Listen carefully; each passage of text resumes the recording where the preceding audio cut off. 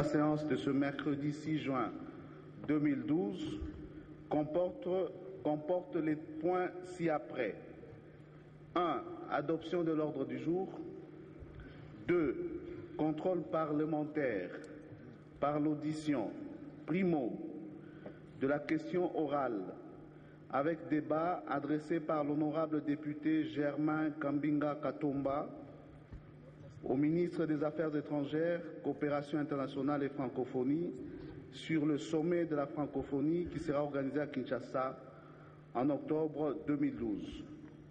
Secundo, de la question orale avec débat adressée par l'honorable député Emery Okunji Ndjovu au ministre des Postes, Télécommunications et Nouvelles Technologies de l'Information et de la Communication au sujet de la non-connexion de la République démocratique du Congo à la fibre optique. Pouvons-nous adopter cet ordre du jour? Veuillez le manifester. Qui sont pour? Merci.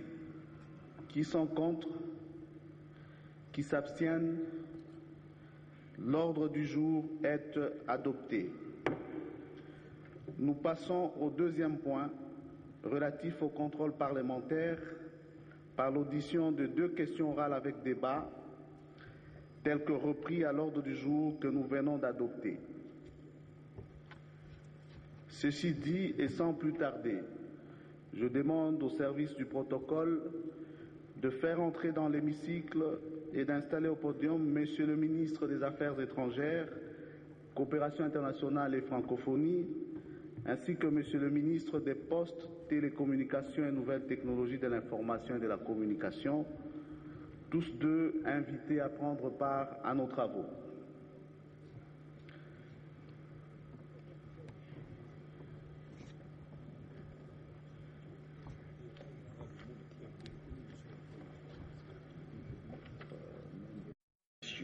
Veuillez recevoir, Excellence, Monsieur le Ministre, nos salutations patriotiques.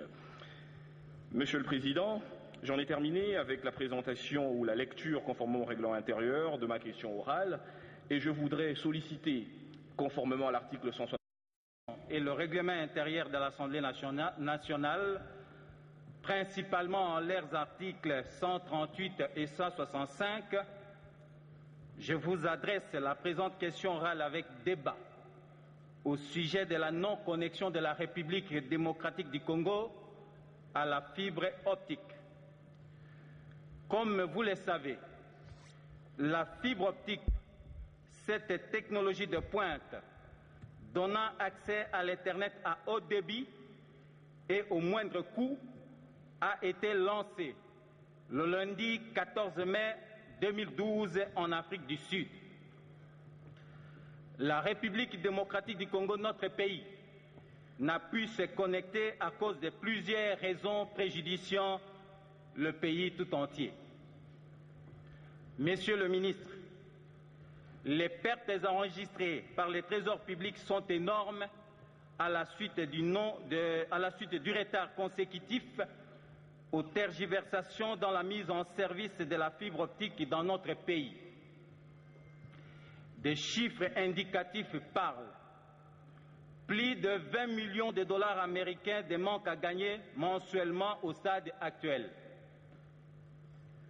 Étant donné que cette non-connexion n'est pas de nature à soutenir les efforts du pays vers sa modernisation, sa montée en grandeur et vers le développement de son peuple, je vous demande de bien vouloir fournir à travers ma modeste personne des explications à l'auguste Assemblée au sujet de la non-connexion de notre pays à la fibre optique. Je vous remercie.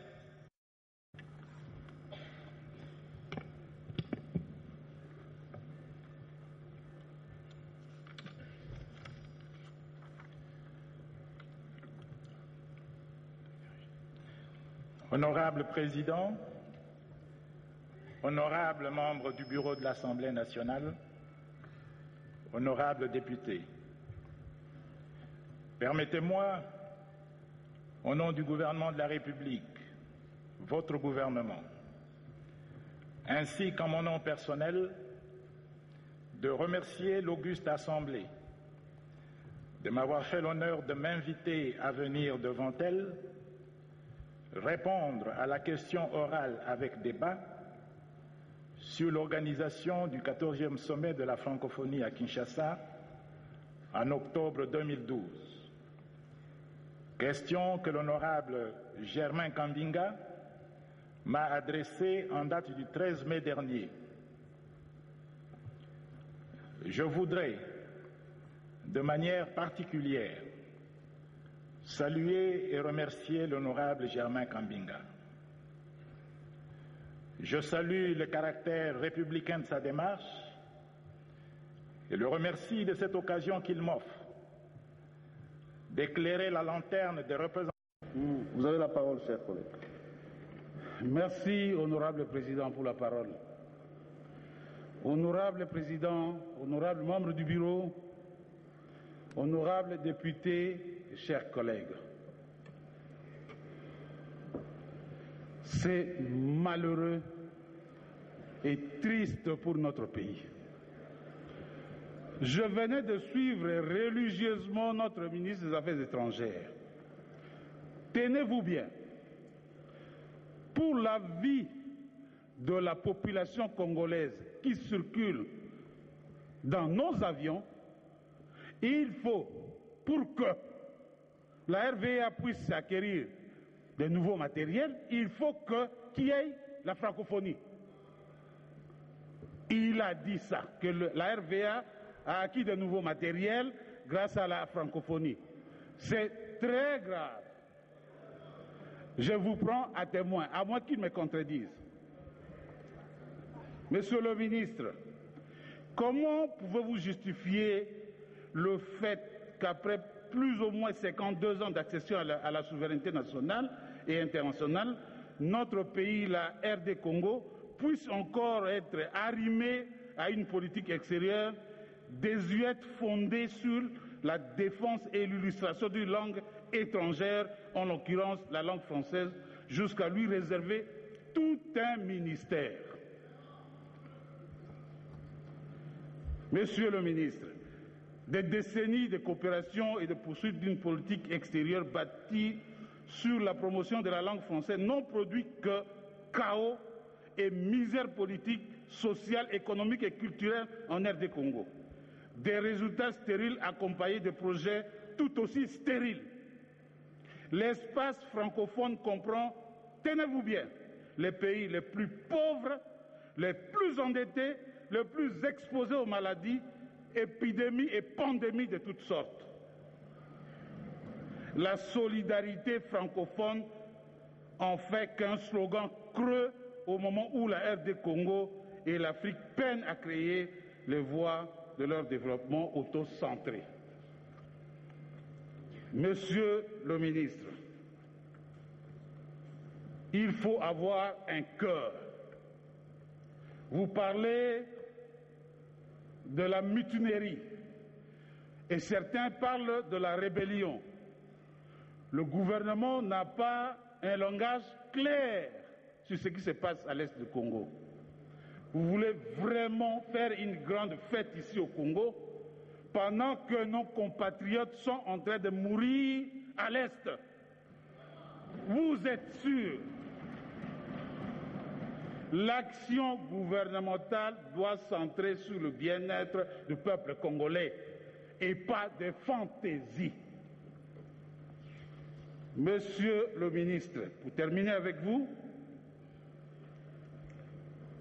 honorable président, excusez-moi, je voudrais vraiment faire mienne la proposition du collègue qui a parlé au ministre de l'organisation des Commonwealth. Je vais demander une question toute simple au ministre. Combien d'universités construites ici chez nous par la francophonie depuis qu'on est dans cette organisation? Combien d'écoles? Que le ministre nous donne ce nombre-là. Sinon, monsieur le ministre, ça fait la honte. Quand est-ce que vous allez défendre le Swahili, le Lingala, le Chiluba, le Kikongo et le Ngwaka?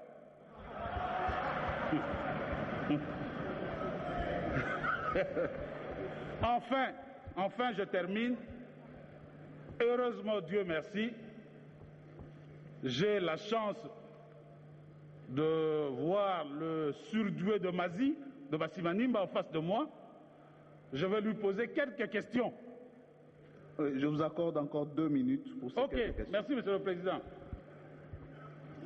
Monsieur le ministre, quel est le rôle effectif de l'OCPT, opérateur public congolais dans ce domaine de la fibre optique en RD Congo? Je parle de l'OCPT. Ça peut être changé comme on le sait. Au nom du principe que privilégie notre président, le principe sacro-saint de la continuité de l'État, pouvez-vous nous dire, Monsieur le ministre, quand on fait d'importantes ressources financières consenties par l'État congolais en vue de la réalisation de ces projets, je fais allusion certainement aux 12 millions de dollars que vous connaissez, dont les 3 millions ont été perçus, et que jusque-là, il y a 1 million qui aurait été rendu au Trésor public et les 2 millions restants avaient pris de voie inconnue. Le principe de la continuité, si vous ne nous répondez pas clairement, ça va tomber sur votre tête. Monsieur le ministre, pouvez-vous nous éclairer ou éclairer la représentation nationale sur le contrat octroyé à la société Doreco qui s'est vu s'octroyer, permettez-moi la tautologie, un marché de 4 millions de dollars disponibles après le détournement, ceci aux dépens de la société belge SDIS, spécialisée sur la fibre optique. Monsieur le ministre, pourriez-vous expliquer, alors que ce projet traîne le pied et une opacité déconcertante entoure sa gestion, la fibre optique devait rapporter au moins 20 millions, comme avait dit le collègue Emiro Okunzi, et que la SCPT est censée gérer ce projet, l'on apprend qu'une autre société, Congo Câble, est sur le point de prendre la gestion de la fibre optique en RD Congo. Pourtant, le financement du projet a été obtenu auprès d'une banque commerciale congolaise pour le compte de la SCPT. Qu'en est-il des 221 millions, excusez-moi Monsieur le Président, je chute, qu'en est-il de 221 millions accordés à un taux préférentiel de 1% pour un délai remboursable de 30 ans? Qui gère ce financement? La SCPT ou un opérateur privé? Si c'est un opérateur privé, dites-nous pourquoi. Parce que tout à l'heure, vous avez vanté nos techniciens de SCPT. Et je termine en vous posant une question toute simple. Quid de l'autorité de la régulation de PTT? Cette structure a repris toutes les attributions de ce ministère. Quid de cela? Avez-vous un projet de loi pour qu'on puisse barrer, radier cette structure-là qui prend l'argent de l'État, on ne sait pas comment les contrôler, ainsi de suite, parce que cette loi a été confectionnée sur mesure. Merci, chers collègues. L'escroquerie des sociétés, de communication avec les SMS. Faites tout ça. Merci. Honorable